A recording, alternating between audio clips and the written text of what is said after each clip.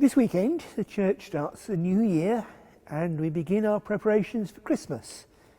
We begin with the first Sunday of Advent. The readings are about the comings of Christ.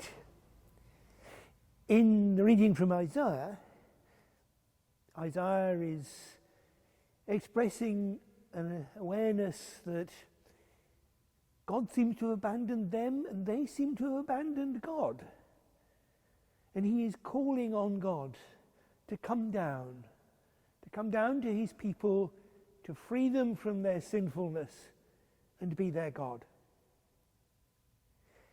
And then St. Paul, writing to the Corinthians, is writing in the light of the resurrection, writing in the light of the fact that Christ has come into the world and that here is the Christian community who've received the Holy Spirit and who are preparing for that second coming of Christ and are enabled to do that because the Spirit is at work with them.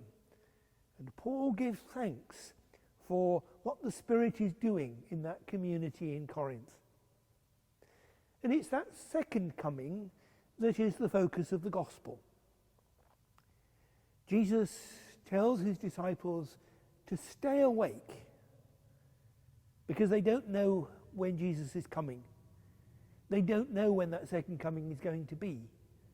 But they need to live as people who are prepared for that, who are always on the watch for that, who are always ready for that. Well, those early Christians thought of the second coming of Christ as being something that was going to happen more or less straight away. But here we are 2,000 years later.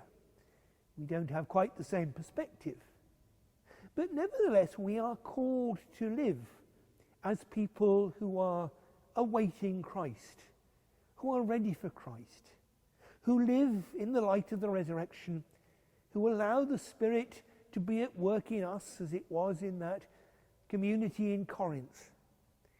So that as we prepare to remember and celebrate the first coming of Christ at Christmas, so it's a chance to prepare our hearts to welcome Christ among us, to welcome Christ when he comes again, but always to live as people who know that God is indeed with us.